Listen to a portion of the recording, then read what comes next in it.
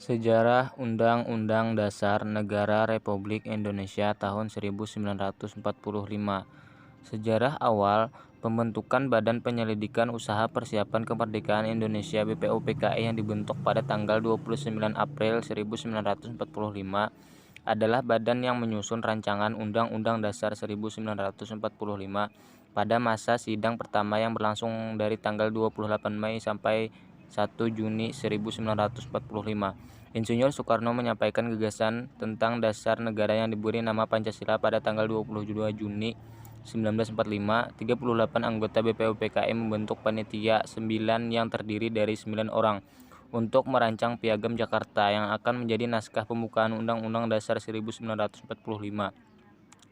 Setelah dilainkan anak kalimat dengan kewajiban menjalankan syariat Islam bagi pemeluk-pemeluknya, maka naskah Piagam Jakarta menjadi naskah pembukaan Undang-Undang Dasar 1945 yang disahkan pada tanggal 18 Agustus 1945 oleh Panitia Persiapan Kemerdekaan Indonesia (PPKI). Pengesahan Undang-Undang Dasar 1945 dikukuhkan oleh Komite Nasional Indonesia Pusat KNIP yang bersidang pada tanggal 29 Agustus 1945. Naskah Rancangan Undang-Undang Dasar 1945 Indonesia disusun pada masa sidang kedua Badan Penyelidik Usaha Persiapan Kemerdekaan. Nama badan ini tanpa kata Indonesia karena hanya diperuntukkan untuk tanah Jawa saja. Di Sumatera ada BPUPKI untuk Sumatera masa sidang kedua tanggal 10 sampai 17 Juli 1945.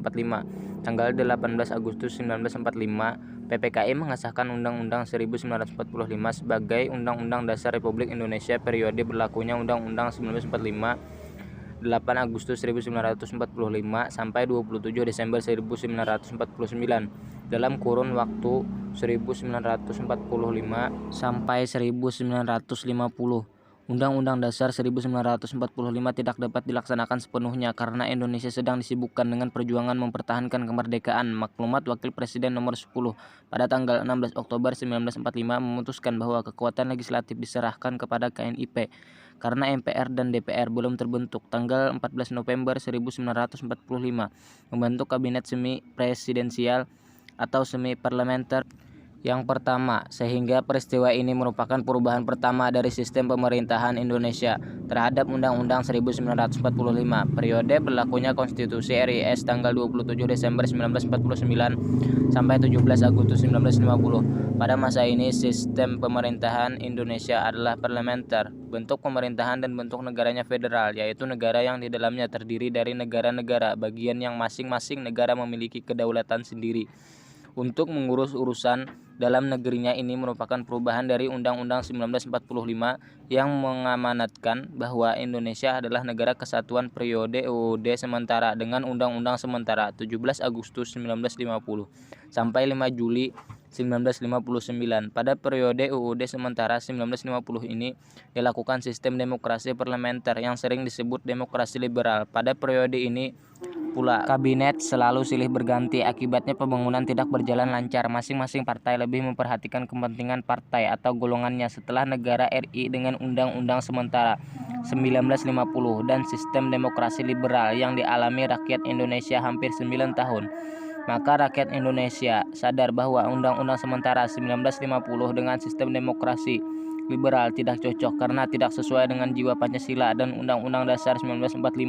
Periode kembalinya ke Undang-Undang 1945 5 Juli 1959 sampai 1966 karena situasi politik pada sidang konstituante 1959 di mana banyak saling tarik ulur kepentingan partai politik sehingga gagal menghasilkan undang-undang baru. Maka pada tanggal 5 Juli 1959 Presiden Soekarno mengeluarkan dekret presiden yang salah satunya isinya memperlakukan kembalinya Undang-Undang Dasar 45 sebagai Undang-Undang Dasar menggantikan Undang-Undang Dasar Sementara 1950 yang berlaku pada waktu itu. Pada masa ini terdapat berbagai penyimpangan Undang-Undang Dasar, di antaranya Presiden mengangkat Ketua dan Wakil Ketua MPR atau DPR dan MA serta Wakil Ketua DPA menjadi Menteri Negara.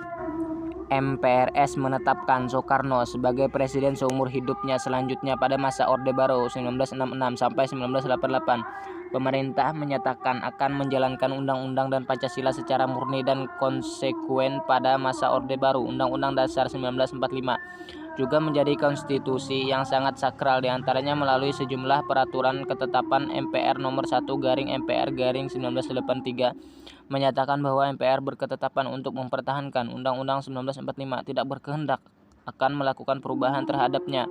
Kemudian ketetapan MPR nomor 4/MPR/1983 tentang referendum yang antara lain menyatakan bahwa MPR berkehendak mengubah Undang-Undang 1945. Terlebih dahulu harus meminta pendapat rakyat melalui referendum Undang-Undang nomor 5 tahun 1985 tentang referendum yang merupakan pelaksanaan ketetapan MPR nomor 4/MPR/1983 periode 21 Mei 1998 sampai 19 Oktober 1999. Pada masa ini dikenal masa transisi, yaitu masa sejak Presiden Soeharto digantikan oleh B.J. Habibie dengan lepasnya Provinsi Timur Timur dari NKRI, periode perubahan Undang-Undang 1945. Salah satu tuntutan reformasi 1998 adalah dilakukannya perubahan amandemen terhadap Undang-Undang Dasar 1945. Latar belakang tuntutan perubahan Undang-Undang Dasar 1945 antara lain karena pada masa Orde Baru kekuasaan tertinggi di tangan MPR dan pada kenyataannya bukan di tangan rakyat. Kekuasaan yang sangat besar pada presiden ada pada pasal-pasal yang terluas, sehingga dapat menimbulkan multitafsir serta kenyataan rumusan Undang-Undang Dasar 1945 tentang semangat negara menyelenggarakan yang belum cukup didukung konstitusi. Tujuan perubahan Undang-Undang Dasar 1945 waktu itu adalah menyempurnakan aturan dasar seperti tatanan negara, kedaulatan rakyat, HAM, pembagian kekuasaan, eksistensi negara, demokrasi, dan negara hukum, serta hal-hal lain yang sesuai dengan perkembangan aspirasi dan kebutuhan bangsa.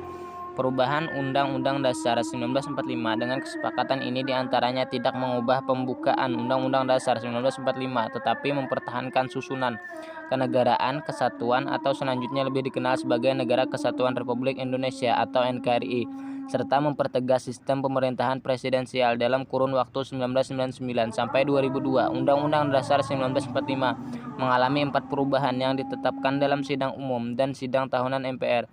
Sidang Umum MPR 1999 tanggal 14 sampai 21 Oktober 1999. Perubahan pertama Undang-Undang Dasar 1945. Sidang tahunan MPR 2000 tanggal 7 sampai 8 Agustus 2000 merupakan perubahan kedua Undang-Undang Dasar 1945. Sidang tahunan MPR 2001 tanggal 1 sampai 9 November 2001 merupakan perubahan ketiga. Sidang tahunan MPR 2002 tanggal 1 sampai 11 Agustus 2002 merupakan perubahan keempat Undang-Undang Dasar 1945.